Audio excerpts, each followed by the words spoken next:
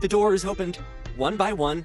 They stepped in, daughters of emirs, granddaughters of tribal chiefs, educated, graceful, composed.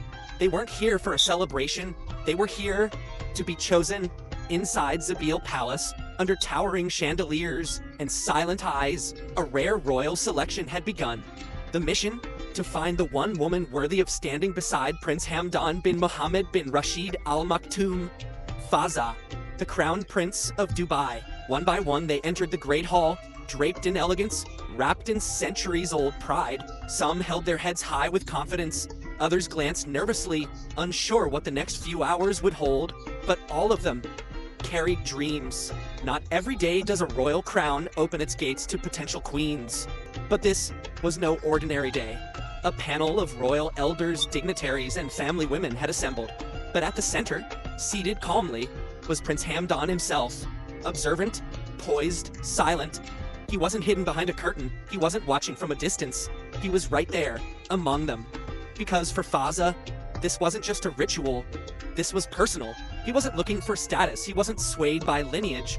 He was searching for something far rarer: substance. The first round was subtle, almost invisible. A simple exchange of greetings, but every word mattered. Every pause revealed personality. Every gesture told a story. The second round, more intense. They were asked questions, not about fashion or flair, but about vision, leadership, and resilience. What would they do during a crisis? Could they represent Dubai on a global stage? Could they balance tradition and modernity? It was less of a beauty pageant, more of a character test. Some faltered, some flourished. Then came something no one had expected.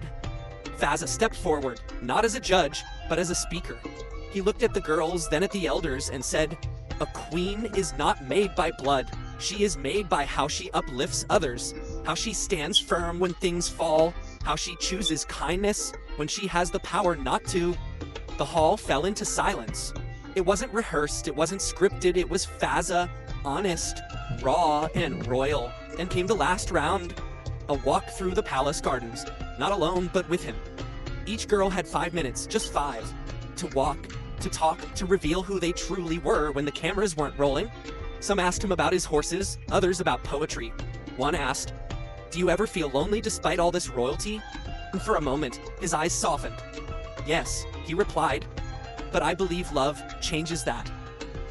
By the end of the evening, whispers had begun. One among them had shown, not the loudest, not the boldest, but the wisest.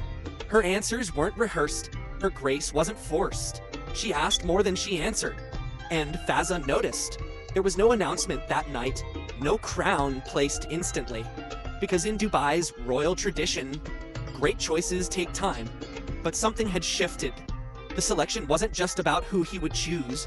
It became about who truly understood the weight of walking beside a man born not just of royalty, but of responsibility.